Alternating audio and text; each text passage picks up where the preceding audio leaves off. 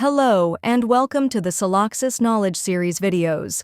In this video, we will demonstrate how to easily fill out your timesheet. Let's start with what is a timesheet. A timesheet is a collection of time entries shown in a weekly format. Once you log in, you'll see a blue plus Create button in the left-hand side menu. Click on that button, then select Timesheet. Here you can see the user logging time. You can easily fill out the time for your tasks from here. However, if you don't see your work items, click the Add button to create a new time entry. Click on Select, and then search for the work item you're working on, and then select it. You can also add a percentage completion for each task.